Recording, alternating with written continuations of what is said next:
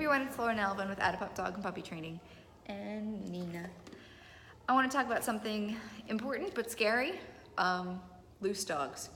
So this could be the random dog who's trotting around your neighborhood looking menacing, or they bust out of the front door of the gate and come running after you, or the leash falls out of the hand or something, or my dog is friendly, my dog's on a psychic leash or whatever.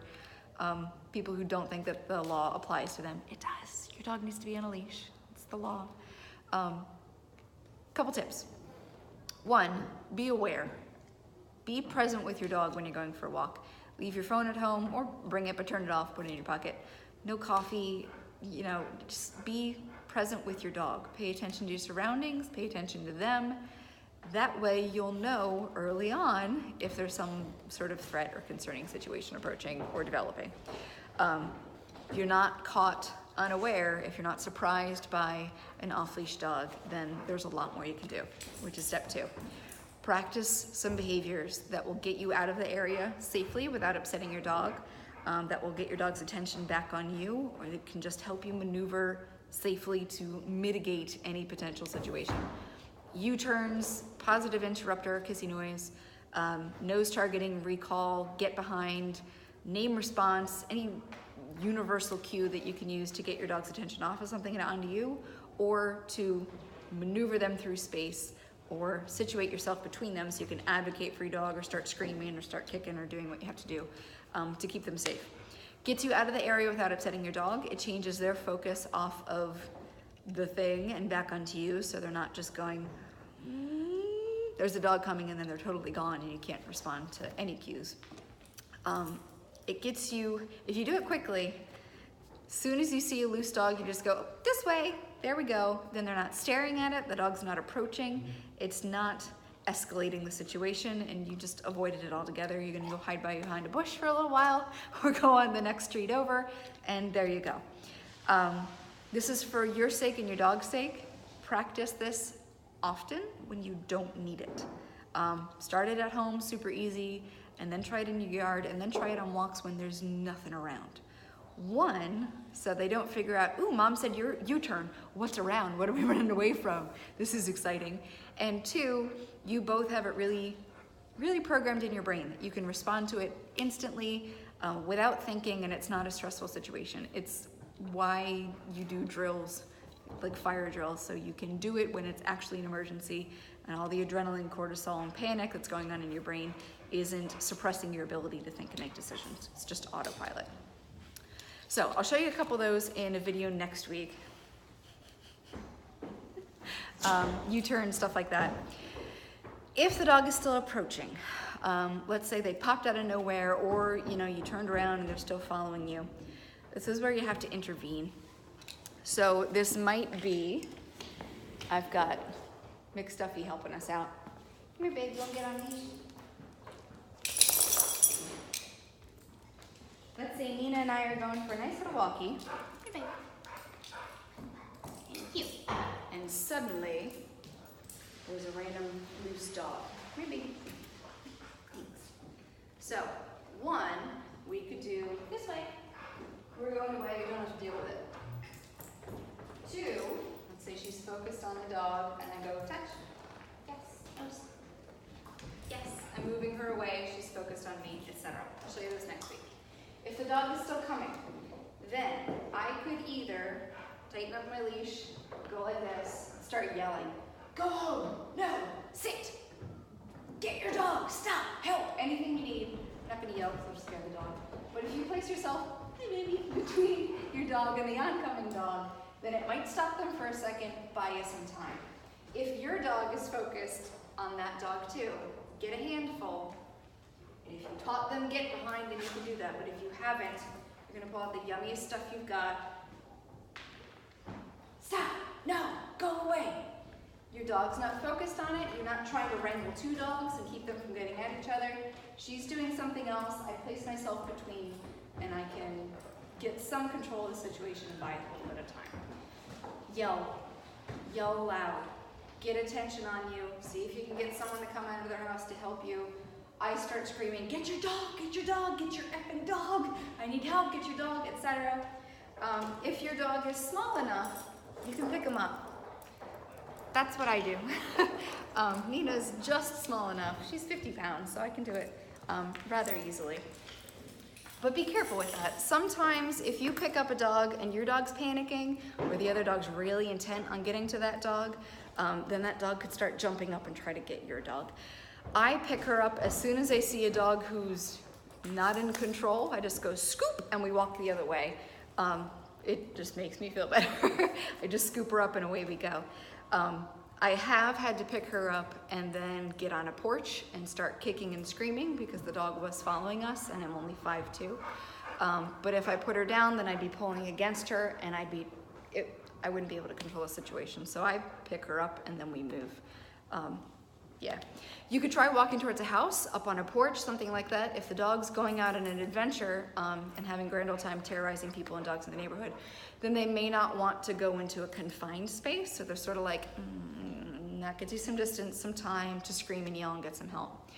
If the dog is still approaching, this is unlikely to work with a dog who is profoundly intent on hurting you or your dog, but it's still worth a go.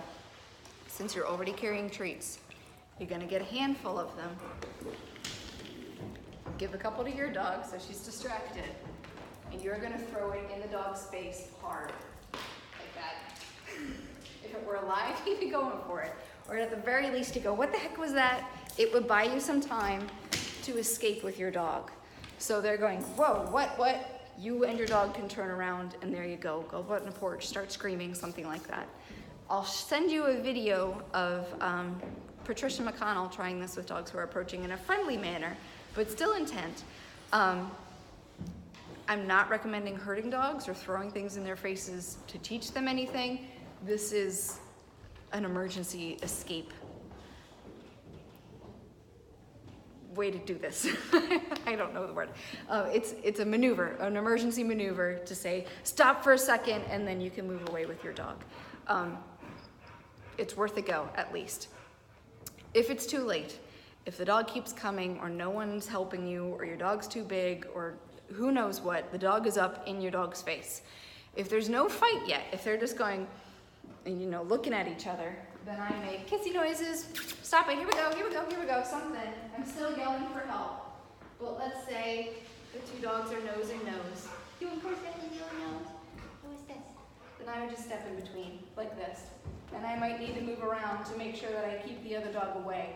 When I can break that little magnetic connection between the dogs, then often we can get them separated a little bit easier. Or I could throw treats in the dog's face, get them on the ground, and then move away with my dog. If there's already a scuffle going on, take the offending dog by the back legs and move them apart. If you're screaming loud enough and you live in a nice neighborhood where people care when people are screaming, then someone should be coming out and helping you by now. So let's say, rah, rah, rah, rah, rah, rah, rah. I've got him by the back legs, and I'm gonna go like that. I'm pulling him back. If you have two people, then they can do both the dogs at the same time. If you're really attached and it's an emergency, you could pick them up, but we're just pulling furthest away from the bitey end. We're going like this and getting them apart. And that again will buy you some seconds. Start screaming, put yourself between, pull your other dog by the leash to the other side of a bush or something so you've got something between you, and get out of there. Two people are best for that because you can do both the dogs at the same time. Put an object between you. If you see, I don't know, a yard sign, rip up their political yard sign and put it between the dogs so they can at least have a second there, and then you can get your dog, do something. I do not advocate hurting dogs for anything. This is not a training scenario. We're talking about absolute emergencies.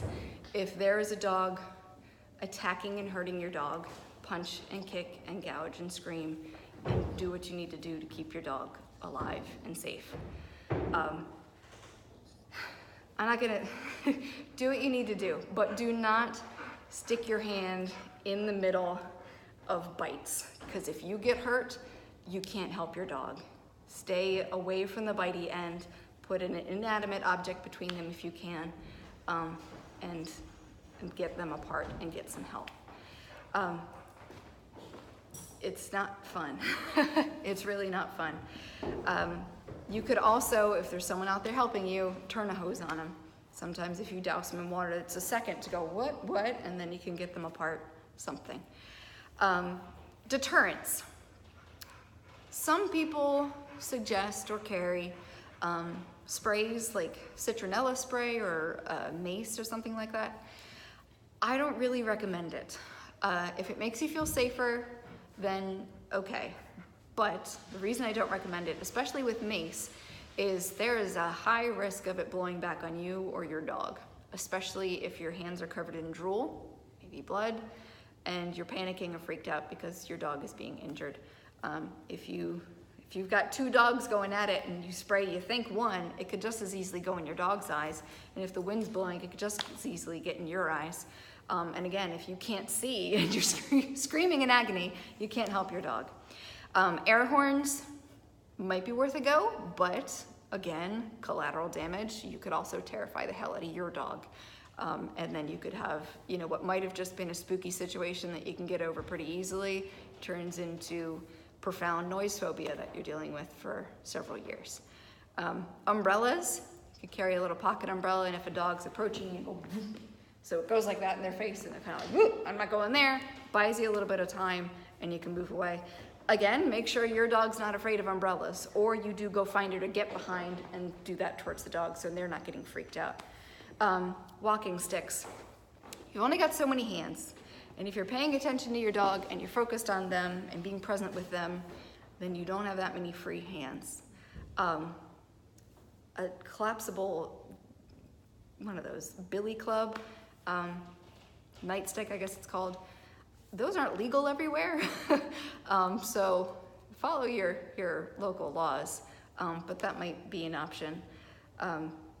Again, that's not gonna help too much with the dog who's approaching, and I'd much rather you stop the situation, you preempt the situation somehow so it doesn't escalate into an actual scuffle. Beating the dog with a nightstick might get them to come off if they're going at it, but I would much rather do something to stop it in the first place. One thing you should carry is your phone. You're not on it, but if you're carrying it, have the number for your Humane Society, Animal Control, and police, non-emergency and emergency, which you should know. If you're in the US, it's 911, in case you don't know. So that when you're safe, or if a dog is following you, or you can have someone else call it, a bystander, you call somebody and you make note of where you are, what the dog looked like, where it went and where it came from, and you tell someone about it, because it's not safe. So I hope that helps. I hope you never have to use that.